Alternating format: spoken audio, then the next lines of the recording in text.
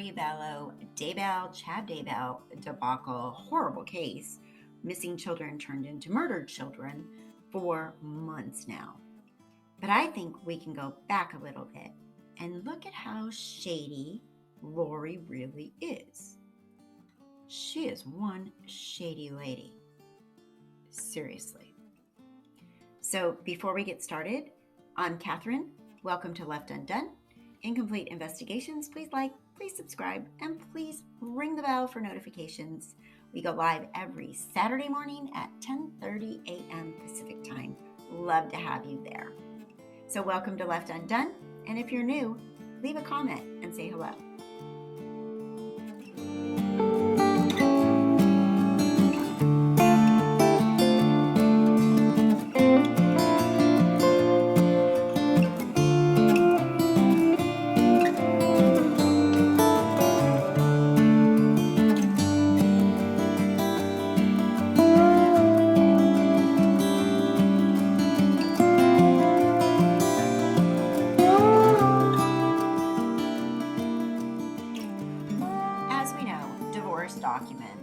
Nasty divorce documents are being released left and right all over the internet on YouTube channels about Lori and Joe's divorce and Cheryl and Charles Vallow's divorce.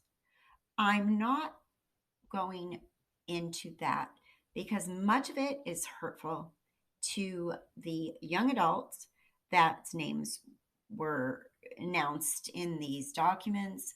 But what I do want to do is I want to go back and look at Lori and how shady she has been. Let's start with an email. Let's start with a post from one of Tylee's friends' moms talking back about Lori and Joe and what she knew and what Tylee was going through.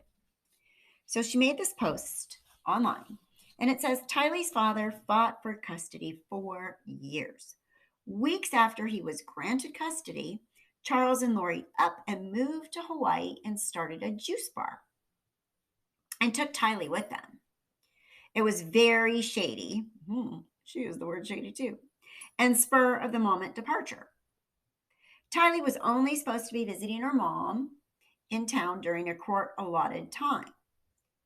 Her father tried to get in touch with Lori to arrange a pickup, but then they had already left for Hawaii. They packed and moved in less than 5 days. Lori has always had Tylee brainwashed, so there was little her father could do to bring her home since Tylee refused to leave. This post is allegedly from a mom of one of Tylee's friends that knew the Vallows, Ryan's well. Lori has always had Tylee brainwashed, so there was little her father could do to bring her home since Tylee refused to leave. Lori basically gave him an ultimatum saying, let Tylee stay in Hawaii and visit him twice a year, or she would tell the police that he sexually abused Tylee. Kind of funny that she never mentioned this alleged abuse in the years they fought for custody, but only brought out the threat as a last Hail Mary. Tylee's father immediately contacted his lawyer about the threats, and they went to the police where he volunteered to undergo days of interrogation. Lie detector tests, psych evaluations, you name it, and he passed everything with flying colors. At this point, another parent of one of Tylee's friends contacted the police to let them know that Tylee was telling her daughter on the phone about how the whole thing was concocted to ensure that Tylee got to stay in Hawaii. 2 weeks after that, I contacted the police myself because I had heard the same confession from Tylee when she called my own daughter. My daughter knew what was going on, and so she put the phone on speaker when Tylee called, and I was able to record the conversation. I turned this recording over to the police. Tylee's motivation for wanting to stay in Hawaii was because Lori allowed her to be homeschooled and sleep all day. For a young teenager with an awkward personality and low self-esteem, this was exactly what she wanted. Tylee verified this on the recording that I have. She also wanted to stay in Hawaii because nobody with a single brain cell would pick the hell of Arizona over the heaven of Hawaii. Lori's motivation was to avoid having to pay the child support to Tylee's father that was awarded when he was given custody. Tylee also verified this on the recording. In reality, Lori never had many maternal feelings towards Tylee. Because Lori was a typical, no, she kind of slams him, and this is not my words, people. Because Lori was a typical Mormon mom who cared more about appearances than she did her own children. Tylee has always struggled with her weight, and Lori never missed an opportunity to shame her for it. Lori's fat shaming, Tylee started in middle school, and I witnessed it myself. Many times when Tylee was at our home and put her mom on the speakerphone so we could hear how verbally abusive she was. The same feelings carried over to JJ since he had a lot of behavioral and mental challenges, so he didn't fit up to the Mormon perfection.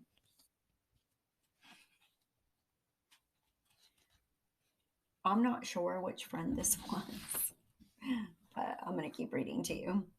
Obviously, she's not a fan of LDS. She's looping Lori into that, which makes not a whole lot of sense when we know what Lori is actually capable of at this point. Before the molestation threats started, Tylee's father generously paid for my daughter's plane ticket to go visit Tylee in Hawaii over spring break. I have few stories to share about this visit, but I wanted to double check with my daughter for some missing details before I post about it. I have so much more to say about this, but I'm going to need to sleep on it because I can't think clearly right now. I apologize for how poorly written my post is, but I'll try to form a more coherent one tomorrow after I get a chance to read through this thread. Let me know if you have any specific questions. If they are alive, now remember, this is before we knew they were dead. If they are alive, then I 100% believe that Tylee's maternal grandparents know where she and JJ are right now. They are financially well off and would lay down their lives to protect Lori since she does no wrong in their eyes. Needless to say, Lori's narcissism was inherited from them. I also think there's little chance that they returned to Hawaii since they had gotten involved in some shady business practices there and fled the state in the same haste in which they left Arizona. I don't believe his business partners have anything to do with the disappearance, in case anyone was wondering. The problems were mostly due to Charles being a greedy dick and wouldn't be worth anyone harming the children over it. Okay, so this is really kind of twisted and weird, and it's one random friend of Tylee's mom. It's one random friend of Tylee's, a mom of one of Tylee's friends. So interesting how things have evolved, right? How people initially were saying kind of nasty things about people, and then as things came clearer and clearer, and we realized that really Lori is a big problem,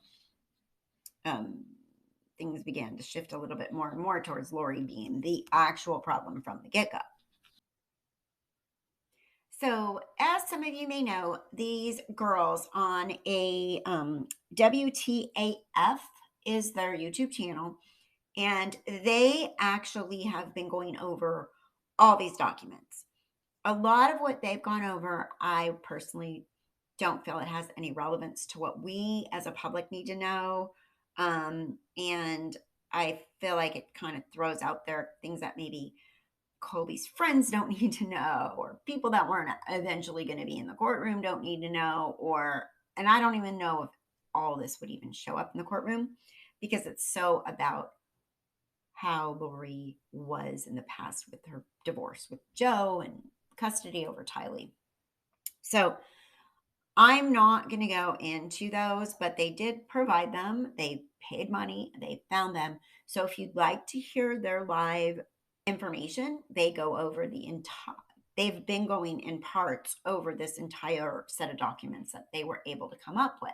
Specifically on my channel, I just want to focus on getting justice for JJ and Tylee at this point. So I feel like going forward is the most important thing. We all know that Lori was shady. We all know she manipulated her children. We all know now that she's extremely evil. If she could kill her children or be part of killing her children, there's no question what she wouldn't have done otherwise. I mean, that's the ultimate, right? Murdering your children is the ultimate betrayal, evilness of a mother. So we know the manipulation and the stuff that she did, fighting over custody and treating her stepkids one way and talking about JJ as her, what'd she say? Her niece's drug baby. We know Lori is not a good person. That has been determined. So instead of me going back and back and back, you guys can go over to these other channels that are going over these documents if you'd like to know, because they are interesting. But I just don't want to be the one to verbalize any of the stuff that's in there that could hurt Colby, his family, Cheryl, and Charles' kids. That's just my take on it. But they're out there, guys. So if you're interested, head on over. But in some of the documents, it does go into the counseling and the back and forth that was Tylee was being evaluated to see if she should be with her vet dad, if there was things going on. Lori accusing of this molestation stuff. Very manipulative. Lori was extremely manipulative. And again, we know that. So I'm not going to go back into all that stuff. But in some of the documents, it just goes on to say that Tylee did want to continue seeing her dad, and she was afraid sometimes to stay the night there for whatever reason. Again, in my opinion, manipulation by her mother. Very much so. There is one small brief information that I am going to go over that has to do with this. It's their addendum.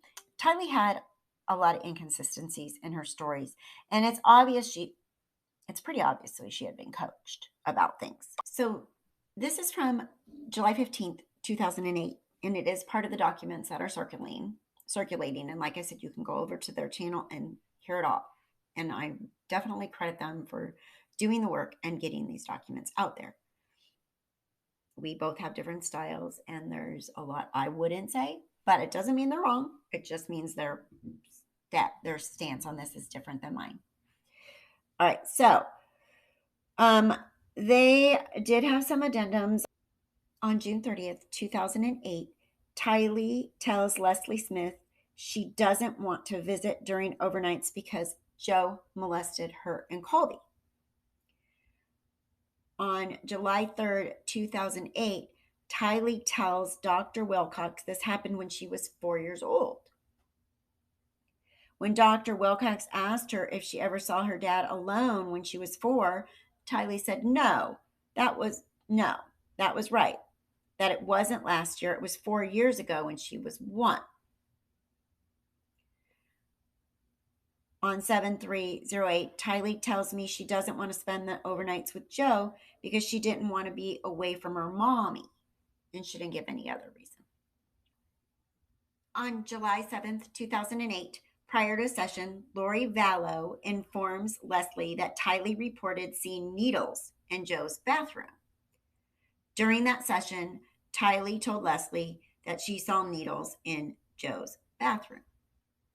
On July 11, 2008, Lori referred to Charles Vallow as Daddy to Tylee when they came to Dr. Wilcox's office. She informed Dr. Wilcox that they always refer to Mr. Vallow as Daddy. July 11, 2008 again, Tylee tells Dr. Wilcox that she doesn't want to talk with Joe about being molested. When asked about that, Tylee became tearful and said he might be mad because maybe it wasn't true. July 12th, 2008. Supervisor Caswell reports that Tylee was taking pictures of Joe's bathroom with her cell phone camera. When Kate asked her why she was doing that, Tylee informed her that her mommy told her to take pictures of Joe's bathroom. July 14th, 2008, Tylee tells Leslie Smith that she didn't talk about being molested with Joe and Dr. Wilcox because she thought he would be sad that I remembered. No tearfulness observed. So I just wanted to throw those out there because it sounds like there's a lot of inconsistencies and manipulation. And we know Lori obviously is the major manipulator here of all. Let's move on. Let's move on to some of the stuff that Charles found. Here's an email from Charles. Here's some information that Fox 10 found about Charles. Fox 10 obtained Charles Vallow's petition for an order of protection against his wife, Lori, as well as the official order from February 4th, 2019. Charles claimed Lori called herself a god and would murder him if he got in the way. The petition also mentions Lori allegedly accusing Charles of being a man named Nick Schneider, and he would have to go painfully. Charles wanted to keep his wife away from JJ, their Gilbert home, as well as JJ's school, and even his service dog, Bailey. The official order states Lori could not go near Charles or his home, but attorneys could never find Lori to serve the order. Not knowing she left to Hawaii with her daughter, Tylee Ryan, Charles filed for divorce less than 2 weeks later, but he did dismiss the motion in March. Now, if you remember, because Lori didn't want a divorce, Lori wanted insurance money. So Lori worked her magic, probably saying she wanted to work things out or whatever she does, so that Charles wouldn't actually divorce her, because her end game was to get that life insurance policy. Charles eventually withdrew JJ from Life Academy on March 7th, 2019, and they moved to Houston. But by June of 2019, the Vallow family reunited and moved to Chandler, Arizona. Then the parents re-enrolled JJ back in Life Academy and signed him up for a summer program. The same one Lori told the police she took JJ to after Charles was shot. So remember, she took him to school after Charles was shot. That was where he was going, back and forth. He was in there, and then they took him out and moved to Houston, and then they came back. And more of Charles realizing that Lori was majorly playing games all about money with him. On February 26, 2019, Charles Vallow wrote a letter to his Banner Life Insurance, claiming that he has had ID theft. It says, I just tried to change my beneficiary on my life policy to my sister. I was notified by the insurance company that a password was placed on the account on February 20th. They are doing an investigation, and I will lull the voice recording. I assure you it was Lori. I will update you with the findings. I've been locked out of my own life policy until further notice. If anything should happen to me before I get this fixed, my beneficiary is Ethel Kathleen Woodcock, Kay Woodcock, his sister, my sister. She will use it to take care of JJ. I want nothing to go to Lori or her family. I want nothing to go to Lori or her family. Sincerely, Charles Vallow. So we knew stuff was up, right? Remember, there's a letter, a fraudulent letter from him to Chad that he didn't write, as he says. He shares this letter with others and says, I didn't write this letter. Hello, Chad. I hope you are doing well. This is Charles Vallow from Arizona. We really enjoyed having you stay with us back in November when you came to the Preparing a People conference. I appreciated you taking time to talk to me about the book that I've been working on. Well, more than 6 months later, I still haven't made much progress on it, but I feel an urgency to get it done. Okay, So I'm picturing Lori and Chad writing this letter to Chad because that's probably what happened from Charles, right? But it's really for Tammy's benefit.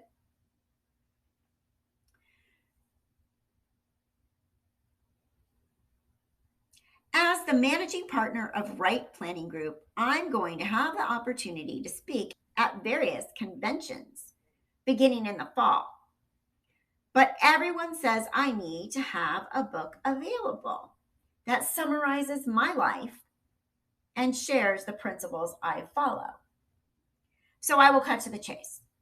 I'm willing to pay you well to help me get this book into shape as my ghostwriter. I really liked your autobiography and tone you took in sharing experiences without preaching. Is there any way that you could come here for a couple of days and help me get the book underway? I feel talking in person would be much more valuable than a phone call or a video chat, mainly because I would like you to read through some of my journals and explain to me how the publishing industry works. It would help me know whether I truly have a book in me and whether you want to team up on it. I played minor league baseball and have plenty of stories that my audience could relate to, along with the knowledge I've gained running my own company. So I do feel the book would contain valuable information, even beyond the convention circuit. I'm out of town until Saturday, but I would gladly fly you down here early next week before the holiday and cover your expenses.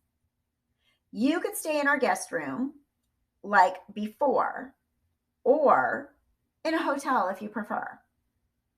I hate to take you away from your family, but I know this book is vital to my speaking success.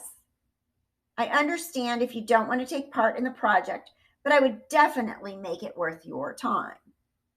With admiration, Charles. Oh, I bet Lori made it worth her time. Now remember, when he did come down there for this, according to Melanie Gibb, they were all staying at her house together, and they went out for their jogs and their walks together in the morning, and Charles wasn't there.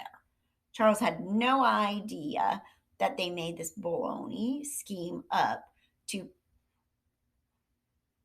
get to have their little rendezvous and pretend that he was staying at her house to help her husband write a book. Shady Lori. Shady Lori. Shady Lori. Very shady Lori. So Charles sends a message to Lori's brother Adam. Shady Lori, but Charles is no dummy. So on June 29th, 2019, now remember, less than 2 weeks later, Charles is dead. He sends this message, forwarding that letter to Lori's brother, Adam Cox. Okay, Adam, open this letter and see what she did. I'm not sure if the relationship with her and Chad Daybell, but they are up to something. She created an email alias for me, as I never set this one up. She sent this yesterday, and I guess she forgot all her emails are on the computer at my house. I asked her to explain it, and she started blaming you. So Shady Lori is blaming her brother Adam. I asked her to explain it, and she started blaming you, Brandon, and me for perpetuating a scheme against her. Very flip it, narcissist. Just more of her paranoia. She will not explain it. I'm going to send it to Chad Daybell's wife. Her name is Tammy, and I found her email address on their website. I've got her cell number too. Sounds very suspicious to me. What do you think? Whenever she gets caught doing this kind of stuff, she starts blaming everybody else, mostly me, you, and Brandon. Brandon and I are the victims of her craziness. I wish you luck trying to help her. I was the only one brave enough to try to get her help in January, and look what happened to me. The whole family put a scarlet letter on me. Maybe now they can see what they're up against. Thanks. This guy knew, which is just heartbreaking when you think of it. Lori was shady and he kept trying. And I think the lesson in here is when you're dealing with a sociopath, a narcissist, somebody with this kind of manipulative behavior their whole entire life that you can see, you need to get away. They don't know how to love you. They're full of baloney. They're playing a game. You're there for their purposes, not for anything else. And Charles made the mistake of not leaving her and staying far away with restraining orders. But I'm sure he never thought it would come to this. Although he was afraid for it, he definitely was afraid it could come to this. Back in February, Justin Lum with Fox 10 Phoenix released a couple of documents, emails between Joe Ryan and Lori. Here's the first one from Joe Ryan. It's dated Wednesday, April 13th, 2011. Hi, Lori. I was surprised you didn't have this, but I wanted to get it to you. It's the official audit done with county financial experts. The amount is $9,218 overpaid. Some of this includes payments I made directly to Laredo per Judge Livingston's orders that did not get credited to the OAG records. Let's be fair and end the litigation once and for all. Reliving this only stirs emotions that are not good for us, and certainly not good for Tylee. We made a contract with each other that I offered in the absolute best interest in Tylee to end litigation for once and for all. To do this, I gained nothing else, and the audit is what I already paid. And I took on all the risk to move to Phoenix and resulted in 40% reduction in my earnings. By withdrawing my motion to enforce that waived the Travis County standing orders violated numerous times, it protected Tylee from having to go back and forth as the case continued even to this day. This was your end agreement that I hope you would honor. As I mentioned, Press Palmer knows without a doubt doing everything I can to end this for Tylee. He is just perplexed that you would not. If you're saying Judy entered the audit without you knowing or agreeing, this should be brought up so we can move this forward. If Judy did enter without your consent, then quite frankly sounds a bit dicey to me. Please let me know how you want to handle and settle this once and for all. Regards, Joe. And this is from Lori. As discussed, I have looked over the audit you sent several times. I do not know who provided it or what records they were going by, but the negative numbers do not even add up correctly. Not only that, but against my records. I found it completely inaccurate. With that said, I am aware that you will not feel the same, and I can agree to disagree. According to my records, I owe $0, but you seem to be several months behind on paying for Tylee, over $8,000. It seems to me that for the past 6 years, this has been your goal and intention to not be obligated to pay child support for Tylee. I find that to be sad. As a father, I would think that providing Tylee would be your first obligation. Tylee's worth everything. She is smart and talented and beautiful, and I am not sure what your intentions are to get back at me, or you really feel you don't owe Tylee anything. You really are only hurting Tylee, and I hope that you will find it in your sacrifice for your daughter and do the right thing to resolve this. Please let me know when you have come up with an alternative solution. Sincerely, Lori. It was just never ending. Money and fighting, Lori, money and money and money and fighting and lying, twisting, changing things. And then one more shady thing about Lori. Remember when Charles died, Lori did not alert his adult children. Has 2 children with Cheryl.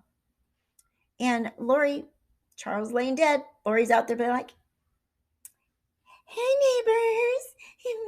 Yeah, we just moved in 3 weeks ago. Like, hey, sorry neighbors. I'm Lori. I'll never forget that one.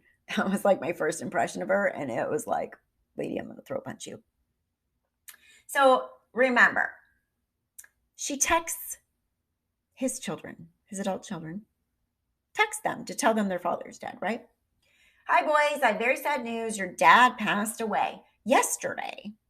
I'm working on making arrangements and I'll keep you informed with what's going on. I'm still not sure how to handle things.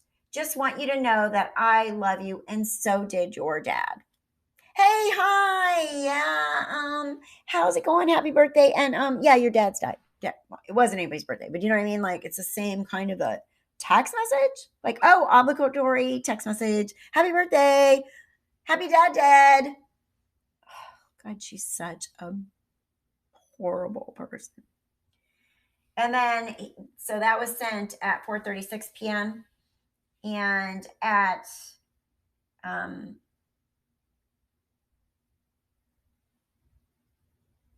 it's like soon after, the response was, Lori, what happened? And Lori says, we're still waiting for the Emmy report. I'll let you know more when I can. Okay, she knows for a fact that Charles was shot and killed in her living room. And she's saying she has to wait for the medical examiner report? Really, because bullets just fell out of the sky, or you didn't know Alex shot your brother because you were at the police station and you knew and you had a pool party. I'll let you know more when I can, she says. I'll let you know more when I can because, you know, we don't know how he died. It was a bullet for my brother shot him, but we're just going to wait on the medical examiner. They'll never know. You may have had a heart attack at that exact moment too, and that could be the cause. So then that's what I could tell everybody, right? Because I'm Lori, and you know things should just work out the way I want them to. The son says, "Where is he, and what happened?" Lori says, "I'll call you when I can, bub. He's here in Arizona." And then the son's, "Where in Arizona? When did this all happen?" No response. How's JJ doing? No response.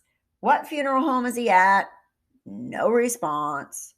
Lori, what the bleep happened? You can't just tell us our dad died and disappeared. Sons responded to them. You can't just let us know our dad died and disappeared. You're not too busy to just let us know he died and disappear. Then still no response from Lori because this happened 24 hours ago and she's too busy to answer. So this is July 12th. Lori, it's been 3 hours. You're not that busy. I don't care what you're doing. So she finally answers and says, oh, I'm sorry you're so upset. I'm upset too. I'm trying to get JJ ready for bed. I'm waiting to hear back from the medical examiner to make sense out of all of this myself, you know. So please be patient with me. It's a crushing situation all the way around. I'm still trying to process it too and what it means for JJ. Looking forward, it means JJ's going to die because you're a terrible mother and you can't do this without Charles in the picture. The response from her son, when and where is the funeral? How did all this happen? I want an explanation. Saturday the 12th, question mark from him at 5:07 p.m. At 7:03 p.m. At 7:03 p.m. Saturday the 13th, question mark again from him. Lori finally answers. I'm still waiting on the arrangements and sorting things out the best I can. I'll let you know when I know. And then the son says, why aren't you telling me what happened? I've asked numerous times. Just tell me. The business and contacting people, and it's still so difficult. Today, I'm trying to put up a memorial page on the funeral home website. I'll send the link when I have it. I love you, and so does your dad. It was July 16th. So he says, I appreciate this information, but I will ask these questions again because I still haven't received an answer. What happened? When did it happen? How did it happen? Where is he now? Is there a funeral? When is it? Who have you told about his death? Give me all the information you have. Please, my brother and I deserve to know. So that's Lori and all her heartfelt, loving, wonderful stepmommy-ish when their daddy's dead and she's making it sound like there's some big mysterious way he died. Now to move forward a little bit regarding the whole Lori and Chad. Lori ordered their wedding rings, her wedding dress, and beachwear for Chad before Tammy was ever dead. They did. Justin Lum on Fox 10 Phoenix put out this information. Significant financial resources. Investigators say Chad Daybell collected at least $430,000 of life insurance policy after the death of his wife, Tammy. She died on October 19th, 19, and was exhumed December 11th. We're waiting for the autopsy report. We're still waiting on that. We're waiting for the autopsy report on the death. The officials call it suspicious. We know that money was very much a motivation in Lori's world. And remember, when she found out that she didn't have the money days after Charles died, she found out that Kay was the beneficiary. She was pissed. And she texted Kay and she said, 5 kids and his sister gets everything. And to go back even further, she manipulated Alex into shooting Joe Ryan with a stun gun, telling Alex that Joe Ryan was a pedophile. Alex was arrested because of this. Here's the affidavit and arrest warrant. The power this woman had over so many people is unfreaking believable. Unbelievable. Unbelievable. And so this is the affidavit for his arrest. On August 5th, 2007, victim Joseph Ryan was leaving the kids' exchange at 8913 Centerfield Drive after a supervised visit with his daughter. He was approached in the parking lot by the accused. The accused had been sitting under a tree. The accused asked if Ryan remembered him, his brother-in-law or ex-brother-in-law. The accused is the brother of Ryan's ex-wife. The accused told Ryan that they needed to talk. So Alex told Ryan, we need to talk. Shortly thereafter, the accused reached into his clothing and pulled out an object. At the same time, the accused began to lunge at him. Ryan thought it was a gun that the accused was reaching for. Ryan turned to run. He felt a shock to his shoulder. As Ryan ran, he was shocked a second time in the back. The force caused him to fall to the ground. By now, Ryan had realized that the accused had pulled a stun gun on him and not a pistol. He was able to get his hands under him to break the fall. At one point, the accused made a threat to kill Ryan. Ryan was able to get up off the ground and flee. He was chased around the corner of the building by the accused, where they encountered witness Francis LaSalle. LaSalle actually saw the accused with a stun gun. The accused then stopped his pursuit of Ryan and walked away. Ryan was treated at the scene by Austin EMS. He was not transported to the hospital at the time, but he did go to the hospital the next afternoon for chest pain and was admitted overnight for observations. He had neck and wrist pains as well. He was found to have a fracture in his right wrist from the fall. At the time of the assault, Ryan reported that he was in fear for his life. When the accused first reached into his clothing, he thought the accused was going to shoot him.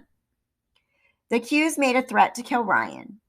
When Ryan was on the ground after being shocked, he felt that the accused would seriously injure him as he was still suffering from the effects of being stunned.